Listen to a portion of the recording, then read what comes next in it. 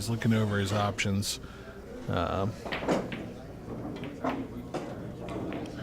He isn't walking over for his jump cue, so I'm assuming he can see the ball, but I don't know if he can see enough of it to make it or...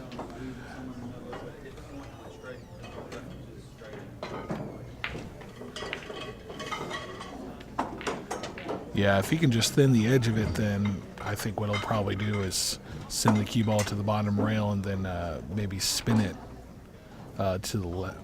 Oh, what? So he's kicking behind the back. So I guess he can't see the ball at all if he's kicking, but that's rough, being forced to kick off the head rail. All right, he's decided to stretch out. He's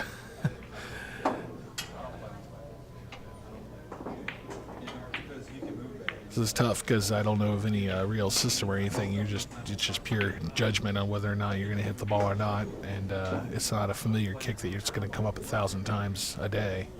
So he took his best guess at it. It wasn't good and get it, and so yeah, ball in hand. That's just what Danny Bell needs. I'm assuming he's kind of an underdog here, and he's going to need all the help he can get from Brandon.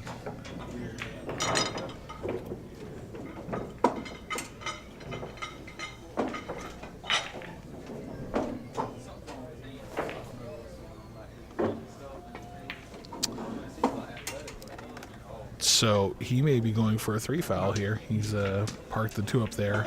This is a pretty easy kick, so I don't think that's going to work out for him, but Brandon may at least sell out a viable shot here. Okay, George Hammerbacher back in the booth. I was up getting some liquid refreshments. This is tough to not only sweat but talk all at the same time. It's a tough job, but somebody's got to do it. George, I was wondering, what do we know about Danny Bell? I'm not familiar with the name at all. He seems to be a bit of an underdog, though, to Mr. Shuff. He is, and all but about 5 people in this tournament are for the most part. So Danny is a pretty good mid-range, semi-pro type player from the Eastern Shore around Cambridge, Maryland. I've known Danny. Danny started to play when he was a real young kid. He loves to play, loves the action. He doesn't have much. He doesn't have much fear in him in terms of getting scared by the likes of a Brandon Shuff. He plays in lots and lots of tournaments, and he's got a big heart. I'll just put it that way. He makes up sometimes with heart what a lot of people will have in just maybe raw ability. Not to say that he doesn't have all the shots, but he isn't up to a Brandon Shuff, but he has no real fears of any of these. Brandon here is looking at banking the 4 off the bottom rail and having it thinly slice the 9 into the hole. A tough shot.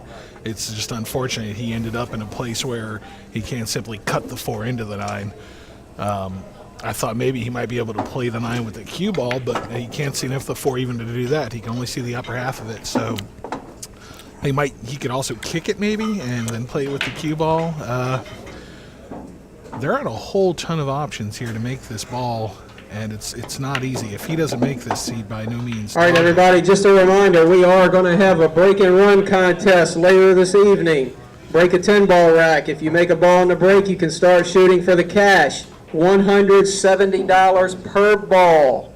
Tickets are only $1 each or $25 for $20. You can buy them all day long at the tournament board. Also, tomorrow we will have a second chance tournament. Half price entry fee of what your normal entry fee would be for the tour. That'll start at 12:30 tomorrow. So if you get knocked out today, come on back tomorrow, play some more pool. All right, so Brandon's kick gambit did not work. He just ended up hitting the ball too square and sending it up table. And yeah, his only lucky roll was that he left the guy straight in and on the rail, meaning he was Table unable to number play straight to the 11, 5. Steve Fleming and Greg Sabins. Table number 11.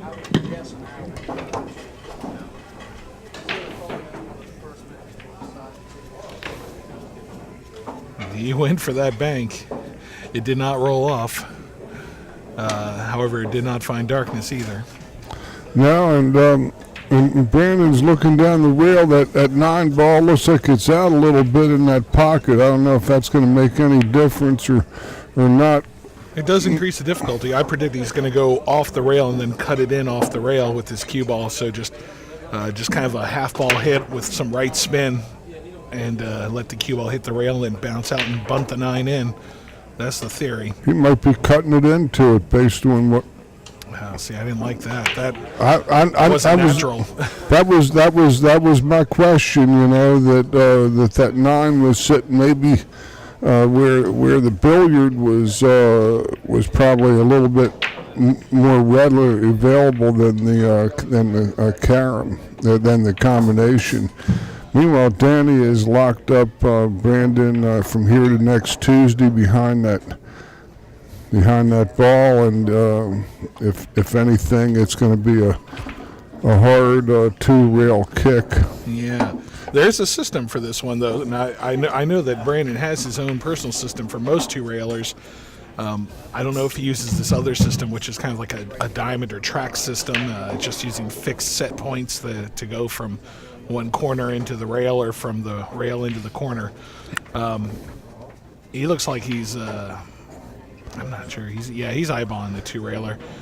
To me, the point he picked looked like it would go too high for the 5, but he might be playing his 3 rails. Oh yeah, good call. And he hit it pretty square. He's not going to get much of a reward, but with the 9 interfering with position, there's a slight hope that he might get bad on the 6 ball. Well, it looks like a possible combo. No, he's going to be all right. Yep, just bunted it, and I guess the natural path carried him straight into the 9, which made position easy.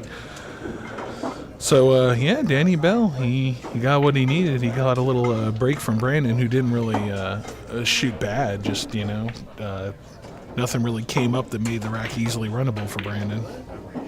No, it didn't, but Danny Bell has a nice angle on the 8, and he's just going to float down to the 9 and get just about straight in on it. Danny Bell assumes a 1-0 lead in this race to 9, and like I say, Table number 10, Charlie DeHaven and Jason Trigo. Table number 10.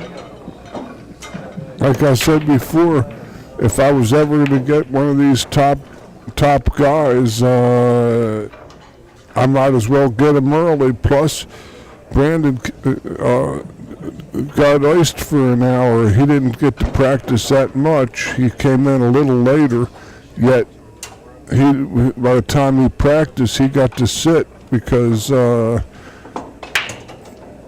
got iced for well over an hour. It's now about a little past 2:30, and the first table went in action about 1:20. A match between Brett and Larry. Here's Brandon's break. It's one of my favorites. He just does a medium speed stop shot. Cue ball hops a little bit and then always parks right in the middle. And generally he makes the wing ball. He didn't that time, but something else flew in, so it was no problem. He might be kind of locked up by. The 1 ball may not be a real available to him. Yep, so he just went off the right edge, let the 2 stop the 1's momentum and leave the 1 at that end of the table. He hoped to get the cue ball frozen to the foot rail, but ran into another ball. So he's left a thin cut, but it's not really a shot I would ever take on because you can't hold it for the 2. You'd have to go up and down the whole table, and there's a million balls in the way. I think he plays safe here. Well, that's not what this guy thought. He's navigated all the other balls too. That was a beautiful shot. Yes, it was. Danny, like I said, I've known him since he was a real young fella, you know, coming around these regional events and all, and I always seem to run into him at Valley Forge. He's always playing, he's always in action. And he really improved in the last 3-4 years. He's real nice player. But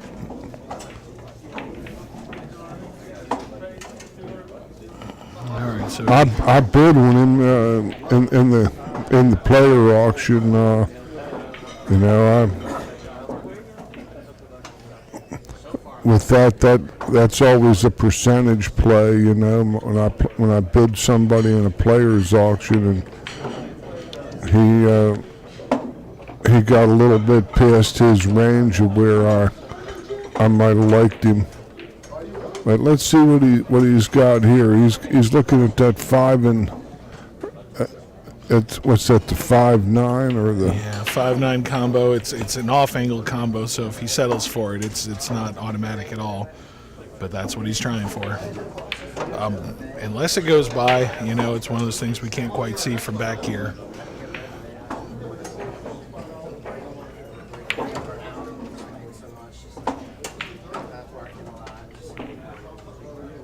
And yeah, he had to play the 9 combo, and it was hard enough that he wasn't able to make it. Okay, well, Brandon is back, and doesn't really look like he has, unless that 3-ball passes. I'm not sure. He might be just shooting to stick him there. Yeah, it would be a pretty severe back cut, so he's just opting for safe. And yeah, he had a nice angle where he can just roll forward and lock onto the 7-ball. Nicely executed. Mm-hmm. And here, if it's me, I want to hit the high side with the cue ball and have the cue ball end up at the head of the table. He crushed it. All right. I can't fault that. You know, hoping to get a little lucky, you know, and just send the ball flying as many rails as possible and hope that it finds a hole. And this looks cuttable, but the cue ball is going to go flying away a little bit. And because he's on the rail, he doesn't really have a viable shot to jack up and draw or anything. So he has to miss hitting the 6 and go around the table, which he did. Look for the rolling rock, boy. Yeah. Now, what do you think? Did he fall a little thin, this 6, to hit it with low right and spin back down, you know, kind of towards where the cue ball is now? Is that he might have, and Table number 7. He's got a long way to travel. Niska, table number 7. he might have to. He almost has 3 rails with the high left on the short side of the 7. Right. I mean, it's not very short side. It's not super tight to end up there. No, He's just going to float out and beat the scratch. Beat the scratch. That's all he could do. The other side was just too tough. That was nicely struck. Those balls. The only trick I've found when it's kind of borderline, like drawing might send you very close to a scratch, is the best thing I've found is you aim to hit the ball a little fat, and you allow the spin to throw it in, and even after throwing it in, you want to hit it a little bit fat. The fatter you can hit the ball, the more it'll spin downhill. Whereas if you just make it in the Guys, middle don't of the forget hole, your break and you run may tickets. They're scratch. only $1 each, or 25 for 20 bucks. Brandon That's Shuff about goes 2 rails $170 per and ball. gets Don't wait out till the last minute. to the Buy 'em all 9. day. It's 1-1, and this is a race to 9. World standardized rules of 9 ball are in effect. We have a field of. We started with a field of 64 players. 64 people qualified for this East Coast 9-ball championship in qualifying events that were held between June and last week, and in 5 different states. We have first round action here at the Diamond Billiards Room. Beautiful place in Midlothian, Virginia, southwest of Richmond, a few miles. Nice place. And very, very fine equipment.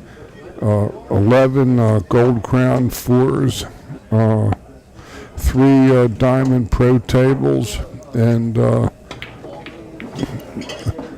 these gentlemen are playing with a Diamond Pro table now.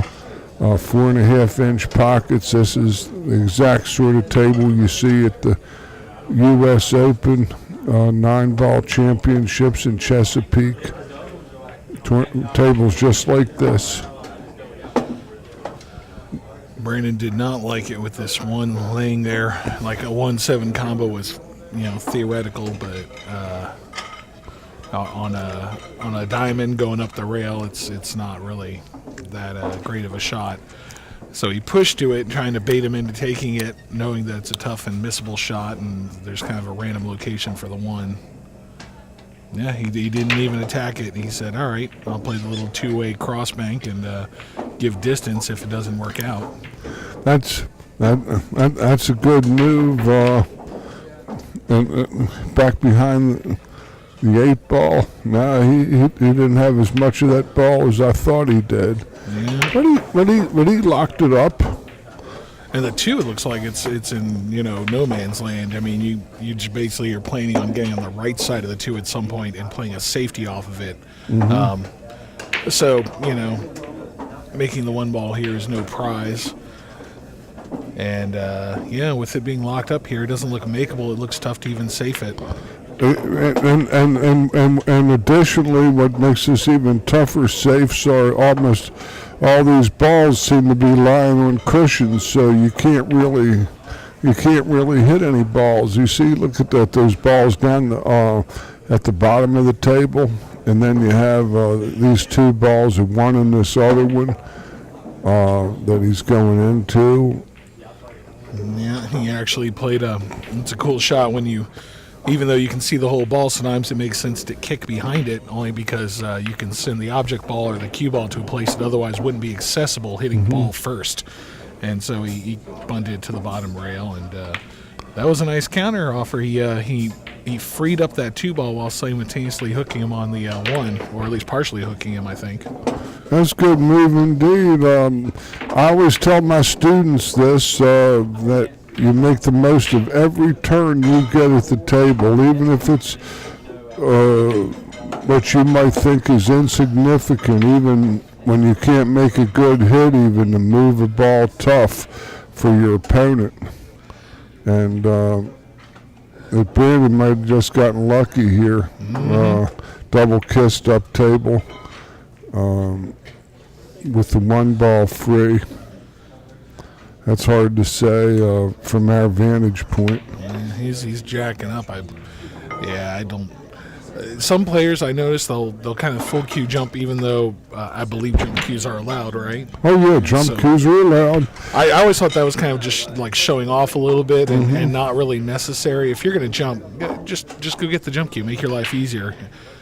He wasn't planning on jumping ever, really. He was just kind of showing a little bit there. Yeah. Sometimes 9-ball is over in the blink of an eye, and then other games like this one, all the balls end up on the rail, and times get tough. Brandon was, he just wisely opted to kind of settle on that cut. He left himself some distance, but the 2's only about a diamond from the hole, so he figured to make it, and I guess he figured wrong.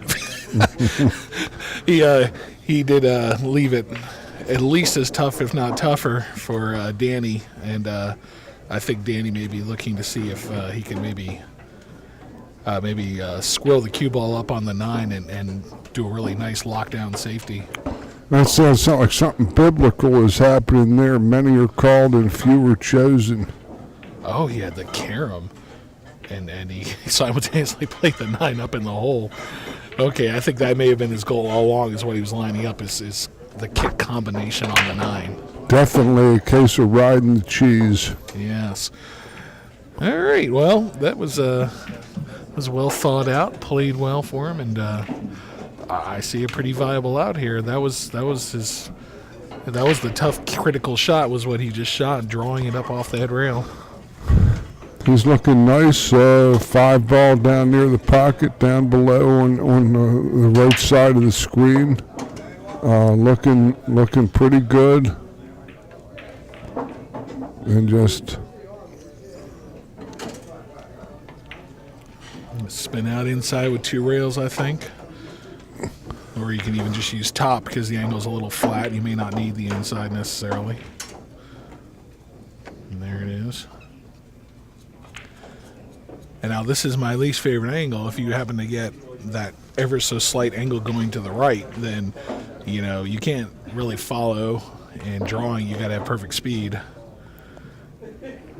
All right, no, he was straighter than I thought. That was a beautifully struck ball because a lot of times people will strike that ball and hit the point. Yeah, no, Danny came to play. He's gone up on Brandon 2-1 here for this 9 ball. Into the dark it goes, and Danny Bell ahead 2-1 here over Brandon Shuff, and this is why they don't fax these in. You know, these matches, the results they're decided on the tables, and these guys, although one is considered an upper middle grade 9 ball professional. There's still, for lack of a better term, enough room for even a semi-pro like Danny Bell, who to possibly get a win here. You never know. Yeah. Now Brandon's last ball rolling is going to go in, which is Danny's he's expressionless. It doesn't bother him any, but. That is funny when the guy misses the wing ball and then just some random ball flies in anyway, and now he's a little tough. His cue ball's going to be heading towards that 6 no matter what happens after he cuts this one, unless he opts to cut it into the left pocket. It's kind of available in either hole. Well, the thing is that angle is, I don't know what his level of reward is. Wow. For drilling it in. Look at that. That was almost like a 3-cushion shot. You could just kind of see that there was a straight line dodging around all those balls and then ending right between the 6 and the 8. It was just kind of like if you hit it with a firm center ball, that's where the cue ball was definitely going to go. I like how he played that. He certainly didn't let it roll off. Nice inside spin, very heavy inside to drift back down, almost perfect for this ball.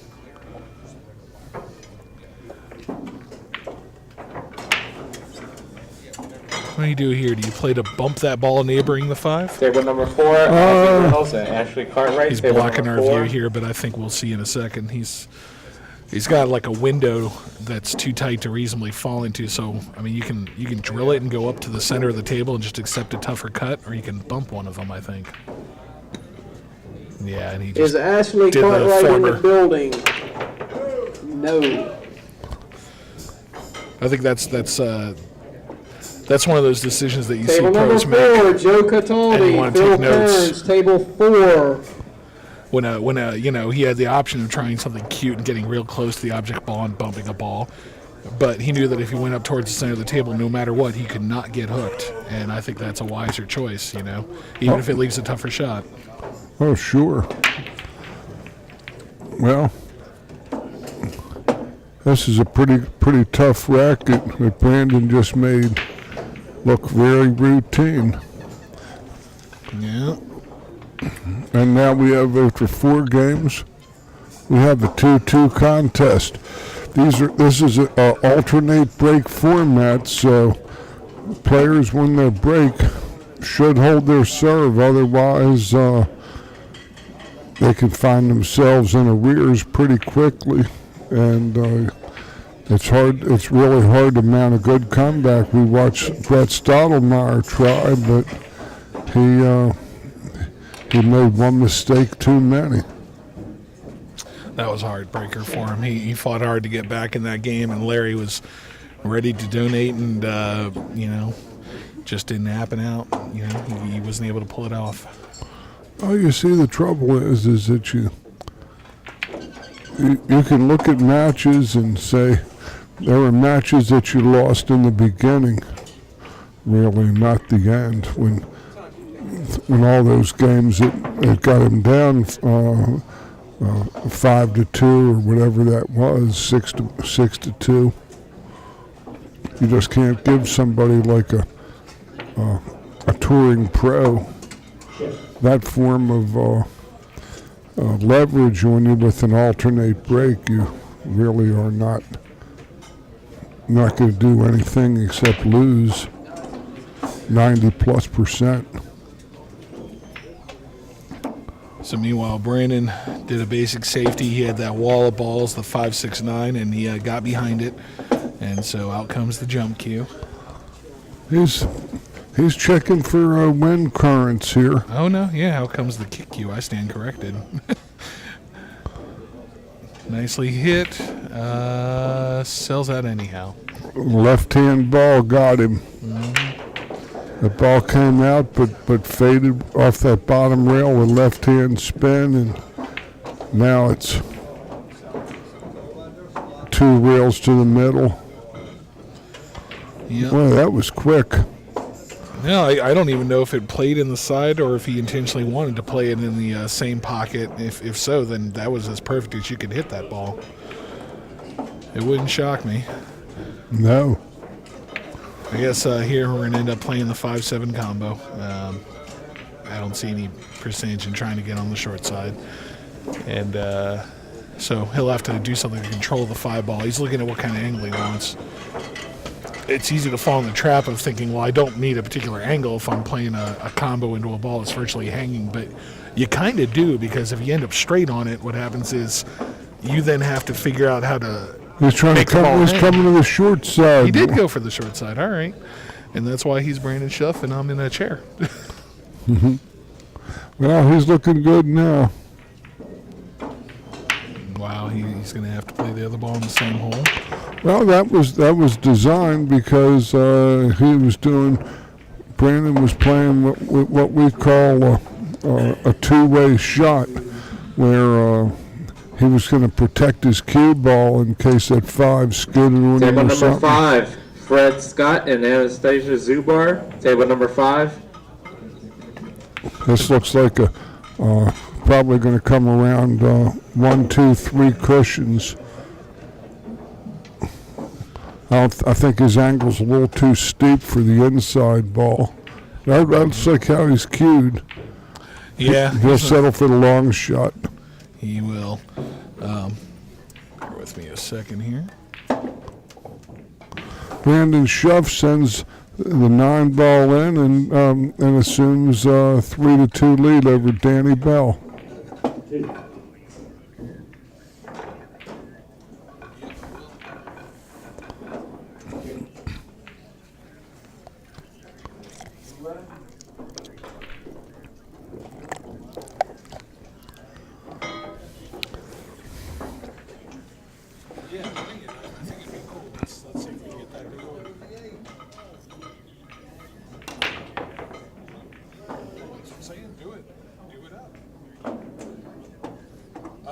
I'm not sure when it starts. Okay, all right, that's when I'll be there then.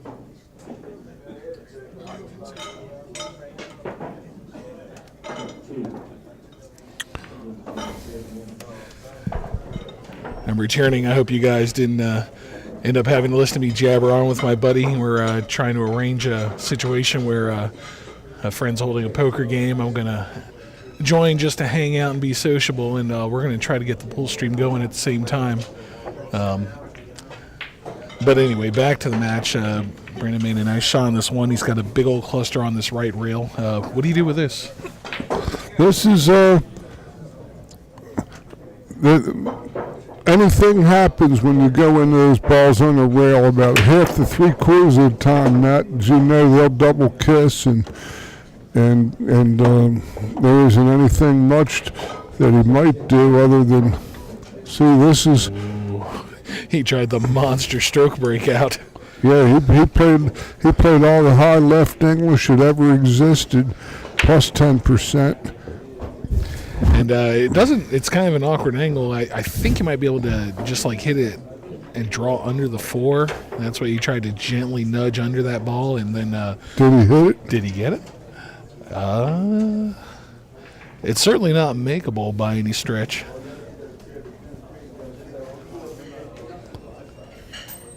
All right, so yeah, he left an edge, and so he tried to tuck it behind the 7 ball, but hit a little too thinly. Is this combo wired enough to be worth tacking?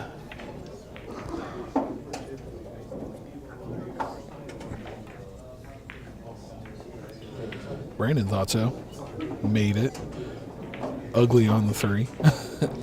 Yeah, just sometimes the risk reward that happens is really poor.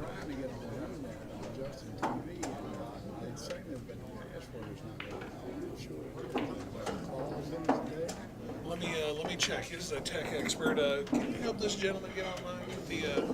I tried to get online on Justin about an hour ago, TV, and I put my name and password in. It said I ain't got an account set up, so I went to new account and tried to set it up. I still couldn't get it set up. It said the password before the commercial. It said liftgate, hands-free liftgate with the password. A real good Z safety plate by Brandon Shuff. Won the 3 ball. Yep, maximum distance. I'm not sure if you hooked him, but when you leave it rail to rail like that, you at least got. They're going to try to roll him behind the 5 or 9.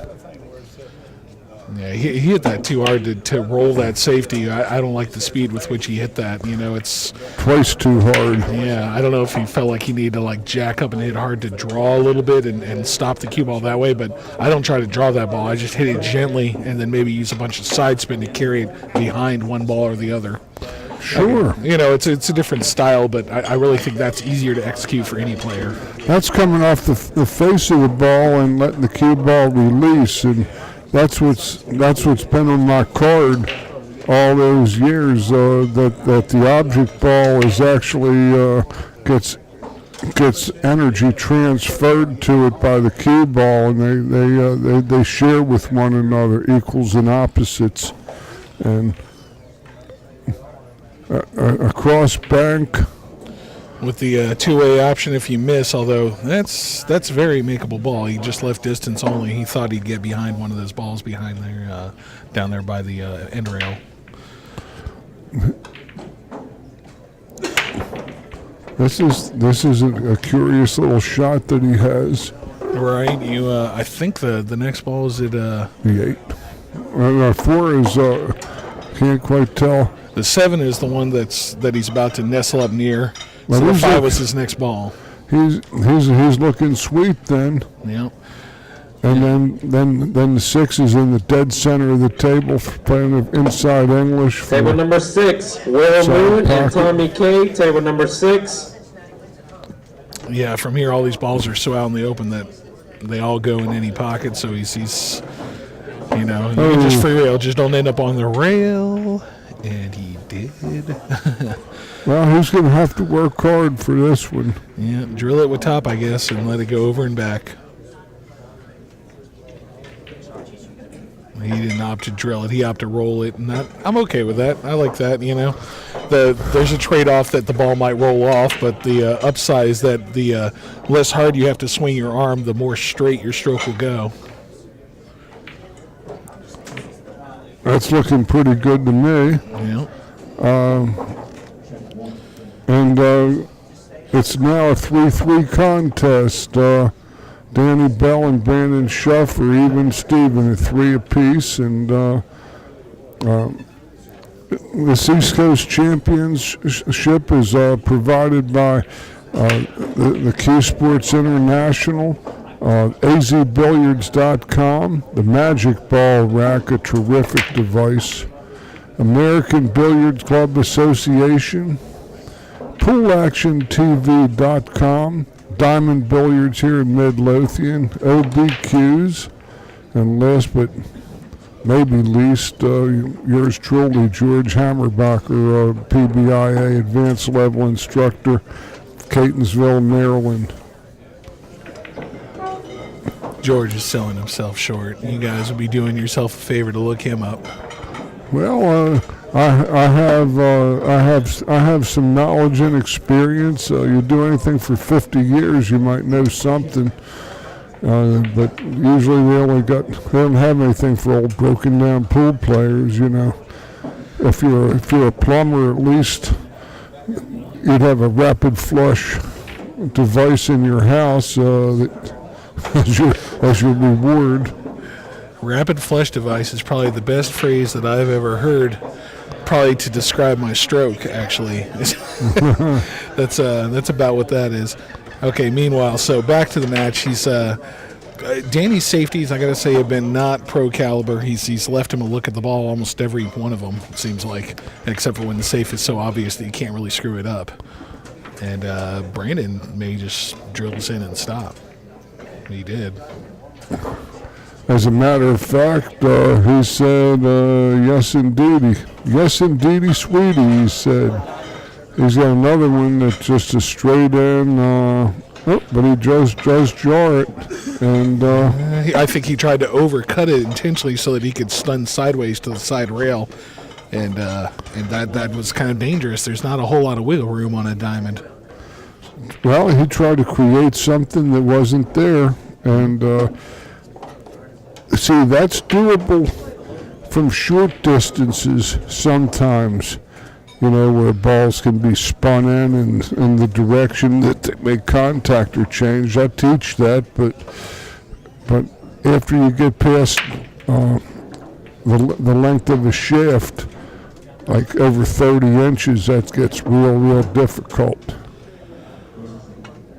He doesn't like the shot. He stood up a couple times now. I don't blame him. It's tough. He's semi-jacked over a ball, or if he's not jacked over a ball, he's at least got in his peripheral there kind of worrying him. And he's got to like drill it and go over and back, it looks like. It's kind of like somebody stuck him in the kidney with an ice pick. Table number 12, Brian Dietenbach and Larry Kressel. Table number 12. Yeah, he's got to pound this ball if he wants to go over across the table to the left rail and then back across again. And, oh, yeah. I'm going to say he hit that actually pretty well, although the shape's not going to really reflect that. He gave that a really fair effort considering what an awkward lie it was. Well, let's see how he can come up here. He's still at the table. He sends that ball into the darkness and falls just flat out beautifully when his market here just fade up table with a little stun. Don't want to get too straight on this 8 ball. And this is one you can drill with high inside, it looks like, or you may just go one rail and kind of hit closer to center ball. Or maybe you look like high left. In any case, he got there. He did nicely. He bought himself a perfect half ball cut, center cue ball to your bottom edge of the 9. And in it goes, and Danny Bell is he's ahead 4-3 here. Like I said, like I was telling you, Matt, he's a gritty sort. You know, he's gonna be very dangerous if you give him 5 or 6 balls with the first one makeable. He's as dangerous as anybody can be. He's that other type of underdog you were talking about, where some of them, you know, knowing that they're the underdog, kind of stiffen up and feel like it's an impossible hill to climb, and other ones just play a little more natural and relaxed, knowing that, well, I'm supposed to lose anyway, so I don't have to stress so much. You see, he loves it. I know him a little bit. I know he loves it because, let's face it, he's getting a chance to play and match up cheap with the best players in this region, and here he is ahead 4-3. About halfway through a match in a $15,000 tournament with the finest regional field of the year. I see Coming up here, I just strolled by him, was my buddy Brian Dietzenbach. He's one of our locals, and he plays in the same league as I do, and he's not quite a semi-pro there, but he's at least creeping up on maybe A-player status, and he's one of those guys that maybe has a distant chance at one of these events. And so I'm pulling for him. Meanwhile, Brandon's doing the old bathroom break, just like you saw in The Hustler, splash the water on his face, freshening up. Brandon is here is what's the name of that song? Ice Ice Baby. He's maybe racing the kicker, but we have a field of 64 entering today. The goal is we're going to play lots of pocket billiards between now and when only 16 are going to be breathing at the end of this night. Coming into tomorrow's action, we'll have paired the field by we're only the top 25%. All the people on the pay line are going to be still breathing and still competing, and we got lots of good matches. I'm just looking around. Terrific match going in one of the middle tables. Danny Mastermaker, who just cashed nicely at the U.S. Open in Virginia Beach, a local Richmond boy, great, outstanding player, and Brian Deska. Ardmore played his father, Ed, who is straight Table number pool. 3, Todd Strickland and Don Steele. Table number 3. His father, Ed, was slower than erosion. He is, but he's a fantastic straight pooler, right? Sure. Oh, yeah. We played several times up near Baltimore. But a real good player. All right, Danny Bell is they're back after their little pause. Well, I think Brandon's still, like you said, he's icing the kicker. He's basically telling Danny Bell, "Why don't you settle down over there? Why don't you go relax a little bit and see if your stroke falls off?" There he goes. But these two guys know each other a lot. They're not strangers by any stretch. No. And my take here is that Danny might be able to rise up and win this match. He could be easily the favorite if he gets one or two more breaks. Easily. Yeah. Yeah. And Brandon's not converting his wing ball, which is always bothersome. So he's left him straight on the 1, but the 2 is squirrely. It doesn't really go in any hole. It does look like it makes for an easy safety if you can get somewhere close to the right rail. What I see here is you see this table. I've been here a couple times before watching. This is a very, very stingy breaking pool table, Matt. I've been here. I was here for 2 events earlier this year in the winter time, like January and February. And this table was being played on by the better players in the tourist stops, and it just refuses to give it up. Right. It does make for more exciting viewing, at least. That's the nice thing. Both players are going to get a visit to the table, and they're both going to be looking at some kind of kick or long shot or something. And so, fair or not, at least it's fun to watch. Well, the thing is that if you get a popcorn breaking table where 2-3 balls are going every time, these matches will go before you can finish a Tootsie Roll. They'll be they'll be finished, and you won't even know what happened. It just Sounds like my last date. uh-oh. Never mind. Quoth the Jorge, never mind. We Yes, have, folks, that was crude. This is why I'm not on ESPN in the booth or at the table. well, that Norman Chad is always talking about in poker about all the wives that he's had and how fast some of those marriages were over. It's actually a whole lot easier on you psychologically to know that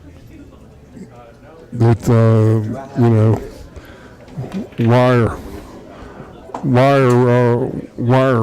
are women like hurricanes? And why is that, George?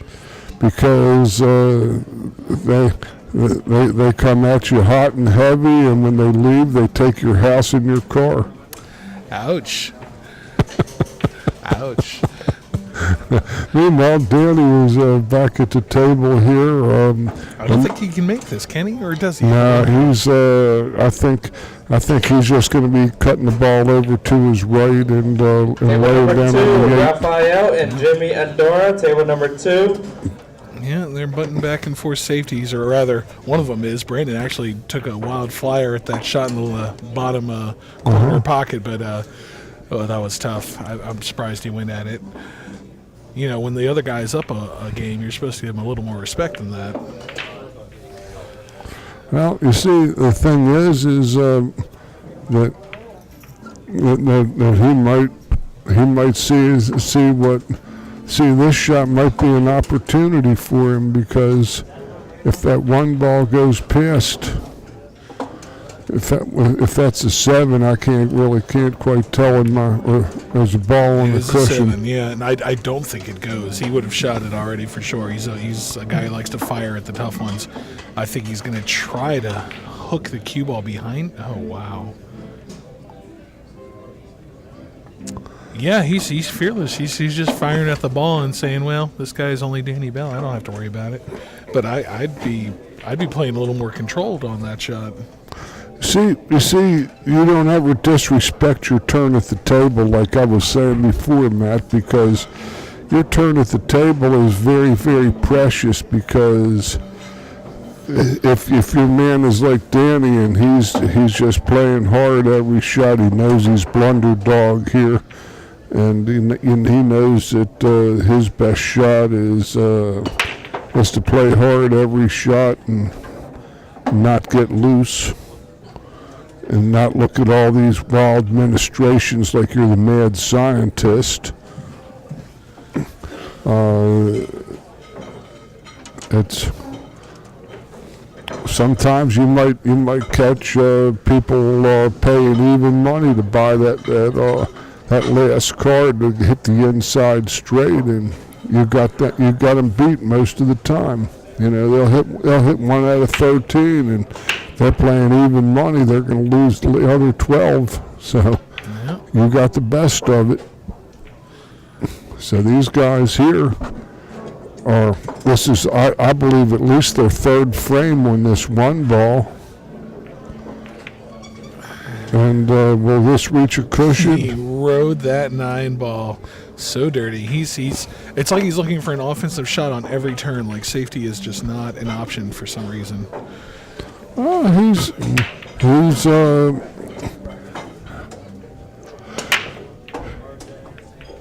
in a state of mind that might be dangerous, because in this format, you're not going to get that many really. You're not going to be able to gather much more momentum.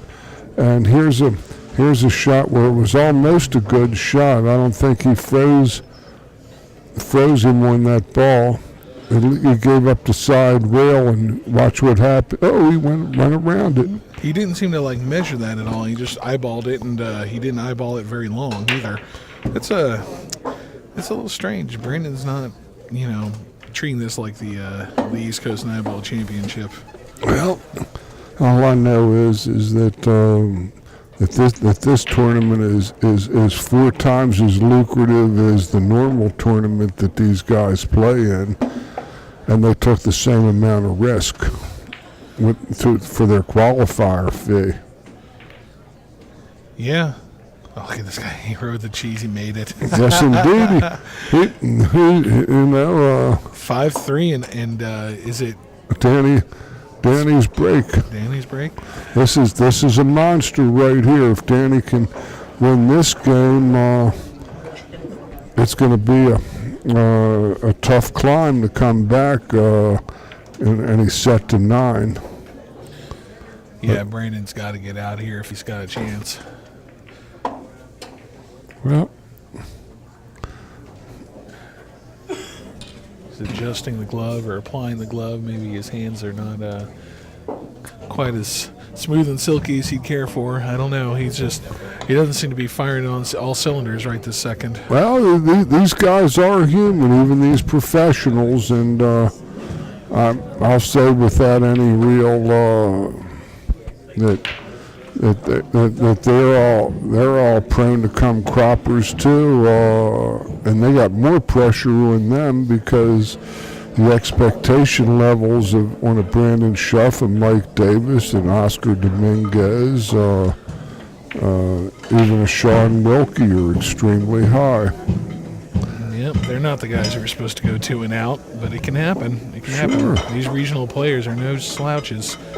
No, he can play too. This a boy who spent many thousands of hours trying to improve his game, and plays tough players. Look at that. He's really worked hard. He worked hard for the 1, worked hard for the 2, and now he may get a nice reward, 3-9. A 3-9 might be a little difficult, Matt. It looks like it's sitting way out past the point. No, he threw it in. It must have been froze. And looky here, looky. Ouch. Brandon never got any chance, and now, even if he breaks and runs the rest of his opportunities, he's not necessarily going to get there. So That's all too true. Brandon, like any and all these guys, he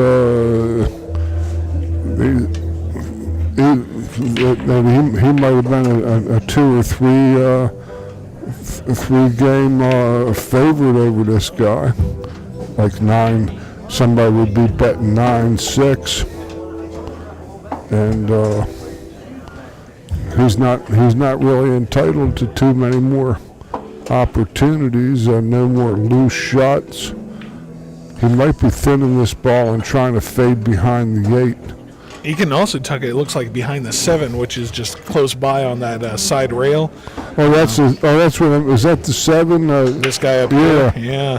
That looks viable, and then you don't have to hit it very hard. And sure, and both balls are going about the same distance. He might have left him a shot. he did. He sold it right out. It's got a natural angle to go down for the 2. Ugh. To get up 7-3 on Brandon and be breaking in a race of 9 is all you could ever ask for. Yeah, absolutely. Very well. It would be like that Doors song called "Riders on the Storm." Yes. That is a great mellow song to have playing in the background when you're playing pool. It doesn't distract you, but it does provide something something to hear. It's too loud. Vibrations. It is. It's. I guess you guys probably can hear it in the streamland here. It's.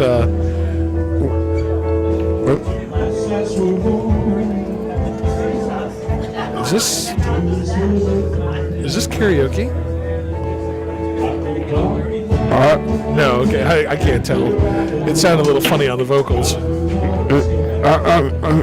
It's almost like they dug up Jim Morrison from that cemetery in Paris, and they propped him up and he started singing again. Maybe his vocal cords were a little deteriorated, I don't know.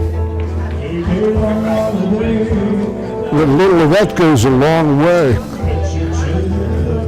At 3 o'clock in the afternoon, I'd be all for it with a couple of martinis or something, but You know, I wasn't paying attention. I'm ashamed to admit it. It looks like somehow Danny Bell dropped the ball on that run out and gave Brandon an opportunity. And Yeah. 6'4" certainly smells a lot better than 7'3". sure. 6'4", and he's back on the break and back in business. I know that's enough to shark me. Yeah, this music probably could maybe go like 3 notches lower. It doesn't go up to 11, but it's gone up to at least 8. Man, just to have a squelch button to just fry their brains.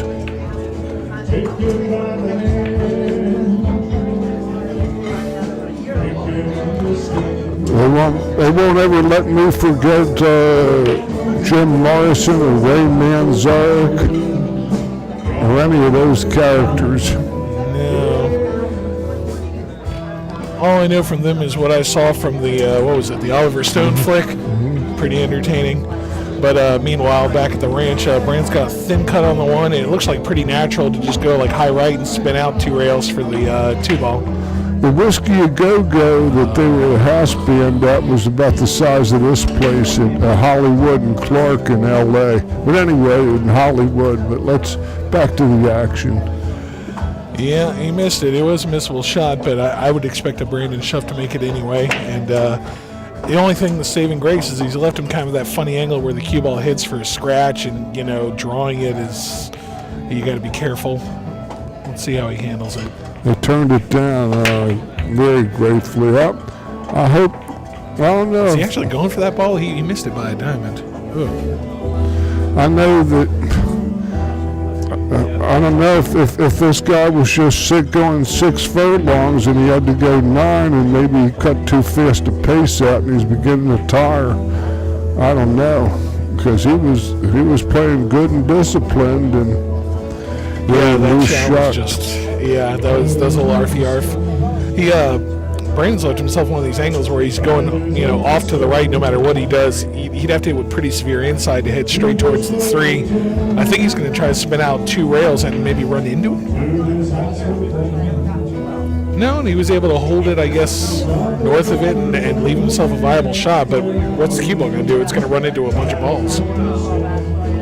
Let's see how he does this. He might have a little window to send the cue ball through. Safe. That was the shot. Please don't go in, he's thinking. That's all right. Please don't go in and say his sweaters. Yes.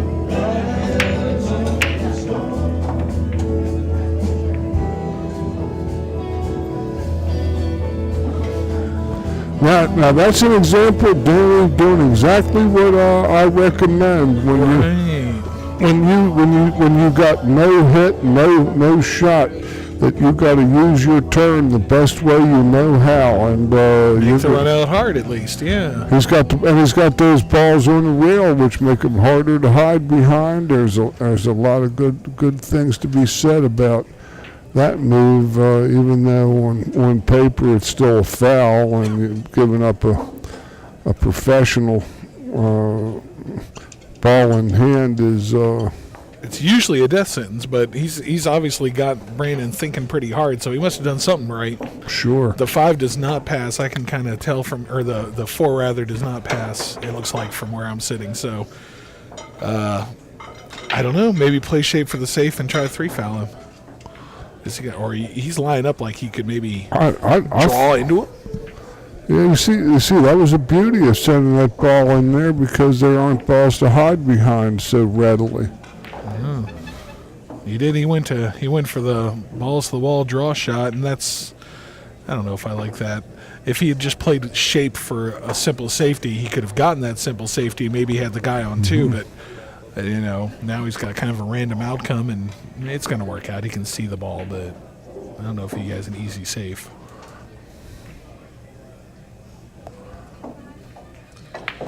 Yeah, he didn't have a. He did all right. He did all right. He got there, and if he can see the edge, at least he's not going to feasibly be able to make it or even bank it anywhere. It's maybe one of those things where it's smarter to kick anyway, even if you can see a thin edge of it, because you can hit square and wow, you can apparently pocket it. He drilled that in. He's trying here. He's really trying. Well, you see, that's our disclaimer again, that we're not able to see exactly what the player sees, and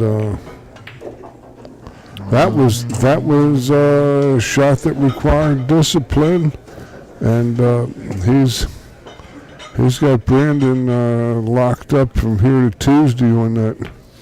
That was a wise shot. Yeah, the kicking lane is blocked by the 6, and he could have shot it in the hole, but he just kind of recognized, well, it's a tournament and that's a tough shot, and I could dog it, and then if I do, then it's curtains. So let's just play the high percentage one. See, this is where he knows where he's dangerous. When he's got 5 balls and ball in hand, he goes from Danny Bell to Brandon Shuff when he's got ball in hand with 5 to go. He turns into the favorite, which is all you can try to do, is turn yourself into the favorite with the best play you can play, and he did. He's got Brandon real nasty, because Brandon's got to reach over this ball and jack up. Yeah, I think he's doing kind of the option select. You go 2 rails towards it, and if you happen to whiff it on the right side, you'll get the 3rd rail and kick it anyway. Now in this case, he went just a little wide and fired it wide. Yeah. Now there's it's looking pretty reasonable down here. Yeah, this is what he wanted. Ball in hand and a handful of balls to run. I like his chances. He's got his 7 ball out in the middle of the table where he's going to get up to the side. Brian's kind of slouching his chair and smirking a little bit, which is expression I associate with defeat. He got picture perfect on the 7 ball. He just gets to roll down to that 8 ball nicely. Yes, he did. Oh, don't get dead straight. He's got a little angle. He might end up having to play the 9 all the way down. Now 2 rails around. Very good. Nice speed on it. He's bearing down. He's really, he just seems to be taking every shot as seriously as possible. And yeah, I feel bad. I was talking like he was a dead duck, but he's, Danny Bell can play. He's not scared of Brandon in the slightest. Because I knew him, a lot of these Virginia boys I didn't know how they played, but I know him because he. Table number 1, R.J. Carmona and Ray Martin Lim. Table number 1. Came from the Eastern Shore, and I know a few of those because I played in Salisbury all the time on these tours. That's where I got to see John Moody, Kevin West, Freddie Scott.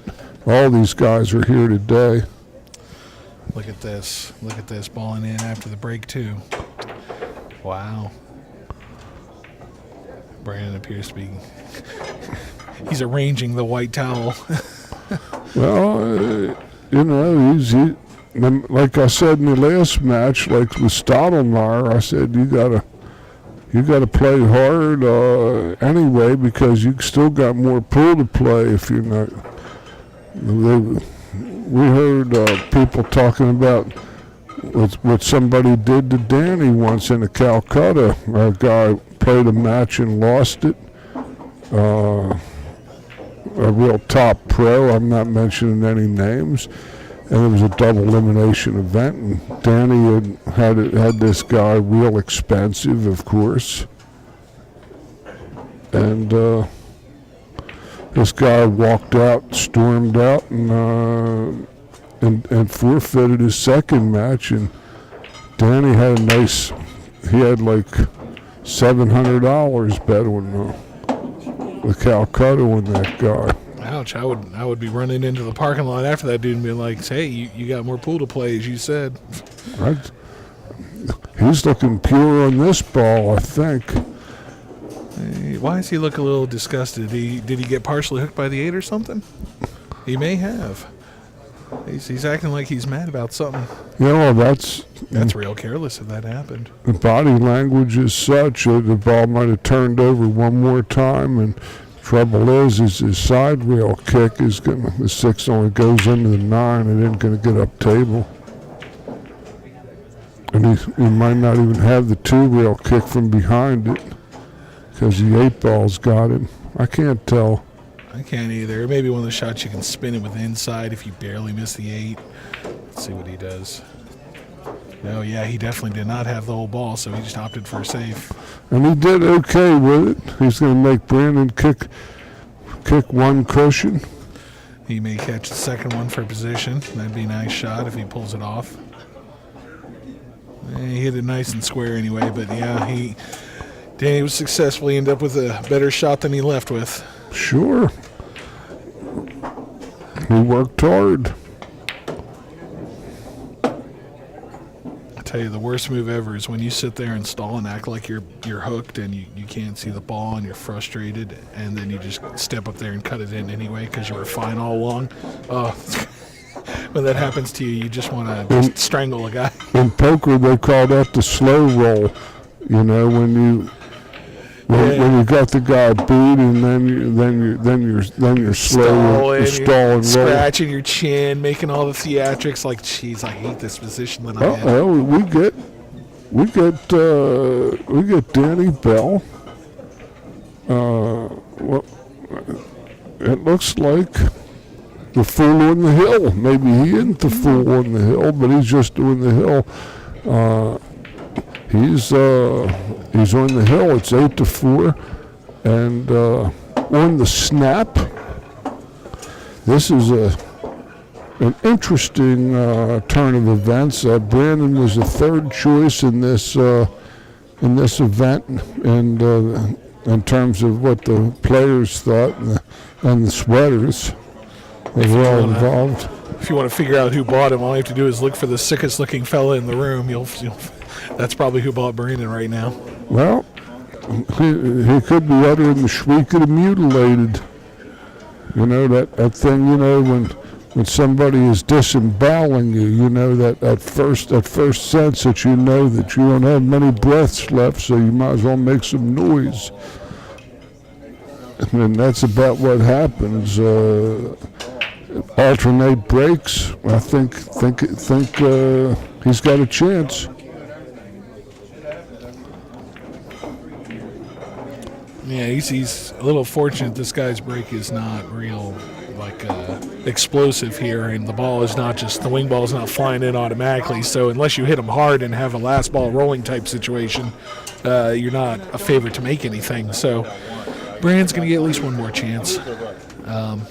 What do you think? You can just stop here, and if you hit it firm enough, the cue ball, the one ball should just bang 3 rails down to the bottom of the table. Sure. Christopher Trell, The 4 is a blocker, and the 8's a blocker. It's all good from here. Brandon can't stand to pass up a makeable ball, though. It looks cuttable, so that's probably he's thinking, if I can bump this 8 and get like in this little window here, I'll have the 2 ball. I don't like that. He can't. All right, folks, quick He announcement. can't win the match from Particularly here, all but the he can surely spectators looking lose at it. table 13, Exactly, you need to find yeah. a seat or get out of the way, please. Very, very distracting to the players. If you want to get a better view, they've got it on the big screen in the next room. You can watch it live in the next room, but you can't stand around and mob the tables. Thanks. That's our tour director and the guy who started the whole action pool tour, Ozzy. He stays on top of it, and that's something I appreciate. See, what's happening is I'm trying to see the colors of the balls, where I'm falling short because I can't see the Brandon, he had a viable shot on the 2 in the side, and if he made it, it looked like pretty routine from there, but it was a little tough. He rattled it out of there. Danny, meanwhile, being on the rail makes it a little harder, and I don't think the 3 passes by the 4, so you can't just roll it in. So he's kind of stunned to get the cue ball either under the 3 or go straight across the table for the side pocket nearest the cue ball, maybe. He's trying to analyze what he's got. He doesn't have either corner, though. So no matter what, he's got to somehow hit the bottom of the cue ball a little bit while being on the rail. It makes the shot tough. If it's me, I draw all the way under the 3. I don't mess with trying to float literally straight across towards the 8 because that's a scratch, and you might get behind the 8 or bump the 8 funny. I always play it on the side. You can do that, I guess. Tough shot. Half a pocket with the 8 there. Yeah, if it's me, I'm jacking up, firing it in the corner, and trying to get the cue ball somewhere south of the 3, so that 3 goes in either of these upper corners. He's playing it in the side past the 8, which I can't see, but it looks like the 8 interferes a little. He's cutting it at the side, and turn it loose, it'll cook your goose. Yeah. Unless you get lucky, you go talk to Chucky. Yeah, Brandon's, the look on his face says it all. He's not thrilled to be frozen to the head rail on this shot, but yeah, he's lucky to be back at all. He fires it. And knows how he jacked up a little bit, hit closer to center, because that way, the cue ball's going to glance sideways a little bit. If he just fired it with pure top, well, you might be possible to follow it in. I don't know if it was that straight, but he didn't want to fool with that. Well, you see, the thing was that Brandon had a match where he had to play slow in, and things went slow, and he's the kind of guy that might like the fast pace and win the race in a fast time. Where Danny has to win this race, it's got to be a slow pace. But he slices a 3 in like Johnny B. Good. Yeah, he didn't get the best shape on it possible, but he didn't let it phase him. Yeah, he's working for every ball here. I mean, the last 2 will be the only easy ones in this rack for him. Well, it looks like the 8 in the side and the lucky 9 in the corner pocket will take Brandon Shuff at least one game closer to the... All right, one more time. If you're standing up around the tables, you need to grab a seat. You're blocking the view of the commentator and you're distracting the players. Please take a seat. If you want to watch the match, it's on the big screen in the next room. It's now 8-5 in favor of Danny Bell. And Brandon is breaking. If he can bring it to 6-8, then it's not the longest shot in the world for him to win. He'll have to fade a couple more breaks, but it's very doable. In fact, I'm not sure, has Danny Bell broken run one from the other than the early 3-9 type combo things? I would have to say no. But he's the kind of guy that if you give him a good shot on the 3-4 ball, he can hurt you. Yep. And he's there for a reason, because he gets out consistently from the 3-4 ball, which is jockey around, get a shot after the break, and hope for the best. Well, he's up to shoot. Brandon broke dry there. I think he didn't wire it into the hole. The balls are frozen. He might but be not firing at this 9. He did. He rode that cheese hard, and he definitely hit it hard enough to. Oh, it's hanging in the hole. He made something too, didn't he, or did he? No, he didn't. No, he didn't make anything. That's going to hurt him actually. That's going to sting in a minute. Well, he had one premature burial on his side. That's true. And you know what, Brandon, I don't know if he got like a great angle to get on the 3. He's going to have to do something fancy like draw back and bounce off the rail and hope the 5 doesn't hook him. He's going to draw it back with his low left. Oh, it's going to go forward behind it. Well, that worked out so pretty. He's just rolled into place where he can just gently lob the 3 in, and he'll be perfect on the 4-9. Wow. He's out of his chair in a hurry. He can't stand to watch it. Danny made a mistake riding the cheese. Yeah, I mean, just because the cheese is available, I mean, doesn't mean it's okay to turn your cue ball wild and just hope for a good outcome. It's, when you're in the lead, you should control the rack and strangle the other guy and not just hit and hope. Hit and hope is for when you're way behind.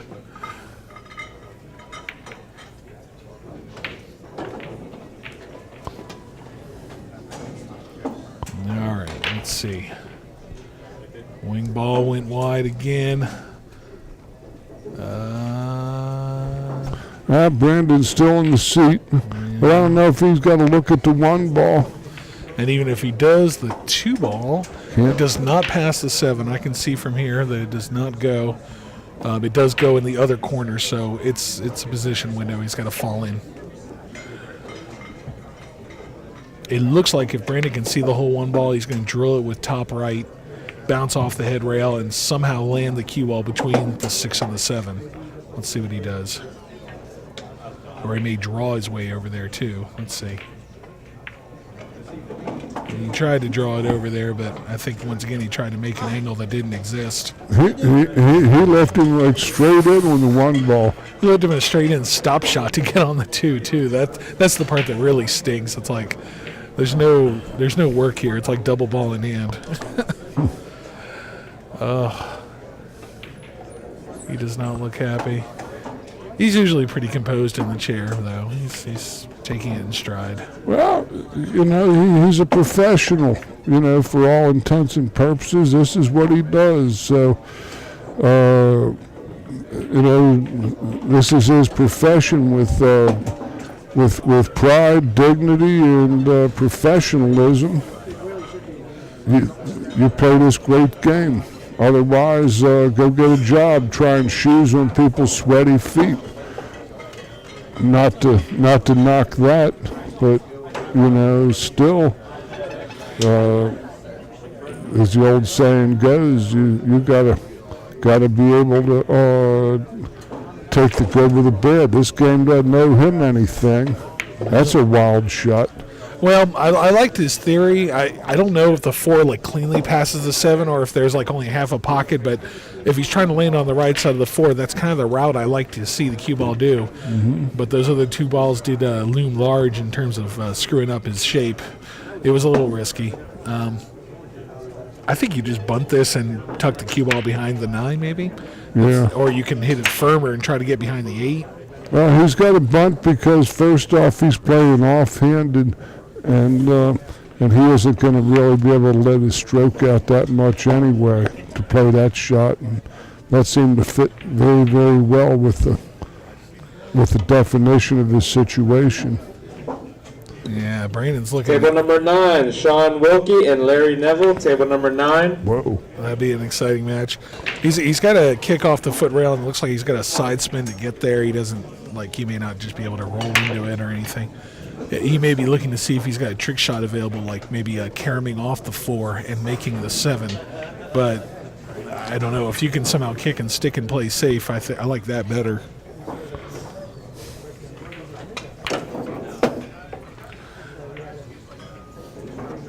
Yeah, I don't know if he can go straight into the rail enough so that he can get the cue ball to stop after hitting the 4. If he's got a side spin in order to hit the 4, then making the cue ball stick there is almost impossible. Yeah, his angle is pretty wrong for that.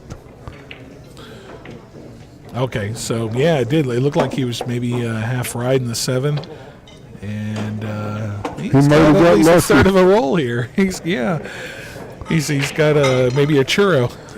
He's got a Tootsie Roll, maybe even a Jelly Roll, or maybe he's got the bank roll with nothing left but the rubber band. Who knows?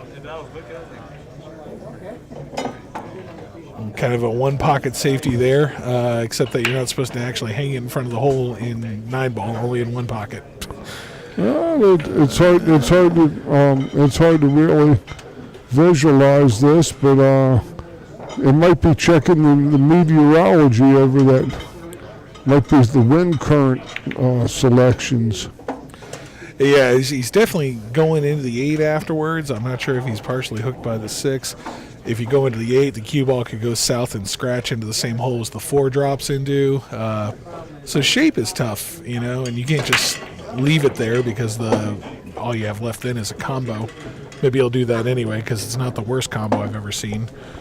I can't even tell if he can hit it fatly enough to make the cue ball just stop there and die.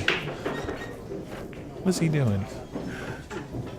Is he scuffing his jump cue? He must be partially hooked by the 6. That was my suspicion based on his original reaction. I was going off the original reaction that I saw, and I got to think that he's going to be checking some wind currents here, checking for turbulence. Okay, all right. Hey, now I'm knowing what you're growing. All right. It's a He's a good jumper, but that's a hard shot. but he's hooked him behind the 9. It looks like on the tray ball. And now he let him look at it. I think it's a very thin cut if it's cuttable, and if it's not cuttable, then the bank doesn't go because the 9's in the way. I think he's kind of eyeballing the route between the rail and the ball. Okay, yeah. So he never had any intention of trying to make that. It's a simple safe. All right. If you left Brandon the ball, then tucking the cue ball behind one of the other balls would be pretty routine. But I think he may have gotten him successfully with the 6 ball again. He almost returned him to go, didn't he? Yeah. So Brandon, at least he worked his jump cue correctly, so he doesn't have to do that again. Right. It's all warmed up and ready for the next hop. He's going to go hippity hop to the barber shop.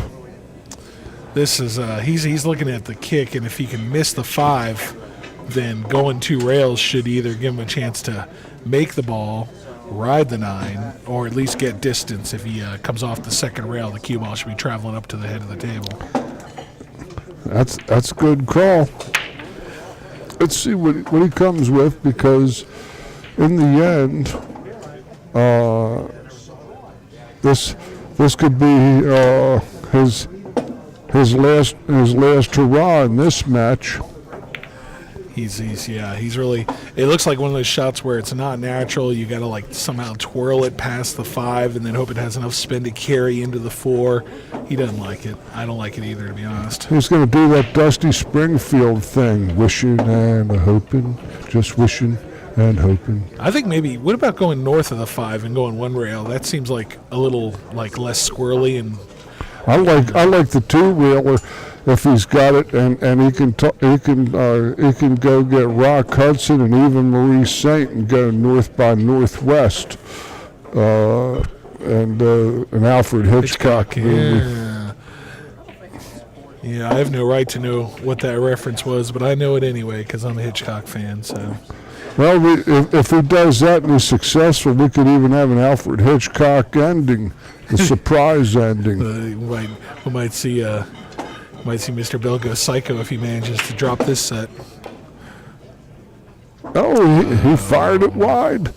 He was going 2 rails. It was one of those shots too where you had to spin it to pass the 5 and then have enough spin left over on the second rail to clip the 4. And I really didn't like his choice there. If you're going to spin into the ball, then you probably better hit it soft so the spin takes well. You got to spin it to win it.